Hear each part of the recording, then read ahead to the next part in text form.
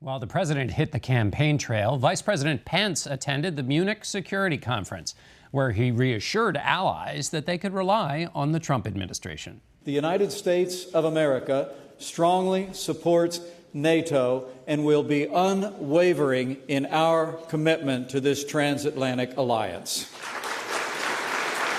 A number of high-ranking U.S. officials also attended the conference, including South Carolina Senator Lindsey Graham. We spoke with him earlier from Munich. Senator, you are there with foreign leaders from all over Europe.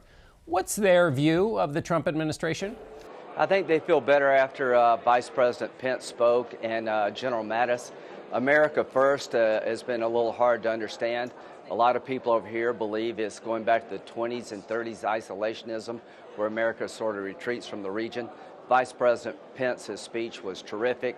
We're going to be more involved in NATO, not less. We're going to have more troops supporting our friends in Europe against aggression by Russia. It seems to be America First is not withdrawing from NATO or the world, but asking our partners to do more, and they should. The defense minister of Estonia, where you were in December, and which feels some pressure from Russia, has said that Russia has become more aggressive since the election. What's your sense of that? She's dead right. Russia has interfered in every democracy in their backyard. They're coming after the French and the Germans. They tried to interfere in our election, even though they didn't change the outcome. They did interfere. They hacked into the Democratic National Committee. Podesta's emails were leaked to WikiLeaks. The Russians were involved to hurt Clinton. The bottom line is it is now time to punish Russia. And in his press conference, President Trump was given all of the things Russia has done recently to provoke the United States. There's a Russian trawler 30 miles off of Norfolk. He said he wasn't going to say what his response would be.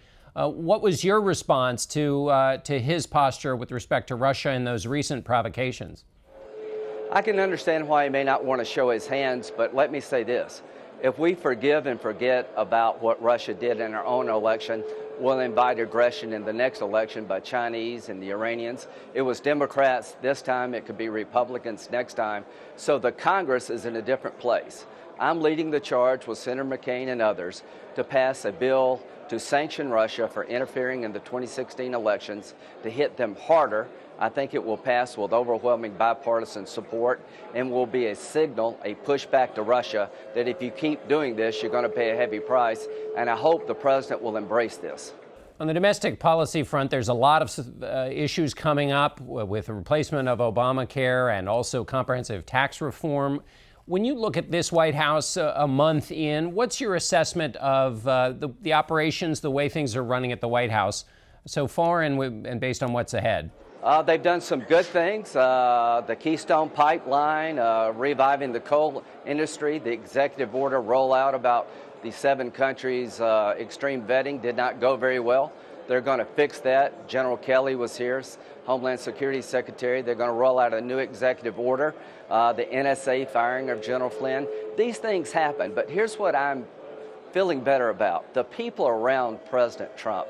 His cabinet is terrific in terms of quality. Mattis, Tillerson, General Kelly. We need to get a good national security advisor. Reince Priebus, I've known him for years. He has a good relationship with the Hill. So he's got a good team around him. They have stumbled, but let's just wait and see what this year holds. The Congress is stumbling. Republicans in the Congress, we're all tied up in knots. The House is talking about a tax plan that won't get 10 votes in the Senate. So it's just not the administration that's got problems. Republicans in the House and the Senate have problems, and hopefully we'll get our act together. Senator, what do you make of the president's comment that the press should be seen as the enemy of the American people? The backbone of democracy is a free press and an independent judiciary, and they're worth fighting and dying for. The bottom line here is America is not becoming a dictatorship. Senator McCain was right to say that we need, as politicians, understand the role of the press and jealously guard it. But I would say this to the American press corps. When it comes to Trump, you're over the top. You're acting more like an opposition party. Every president's had problems with the press. You need to do your job.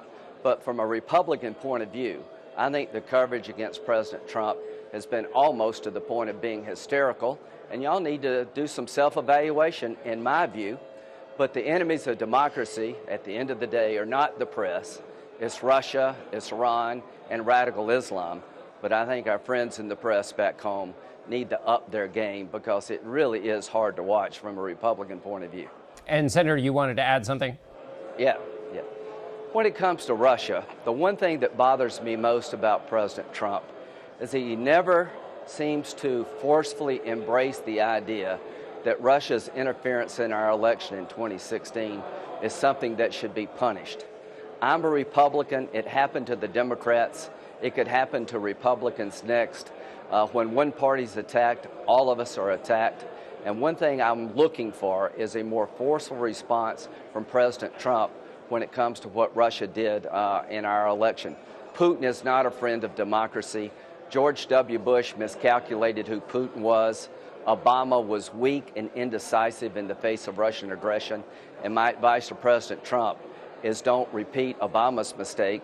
And for God's sakes, don't empower Russia for forgiving them in terms of what they did in our election. And if we don't hit them hard, you will be empowering Russia.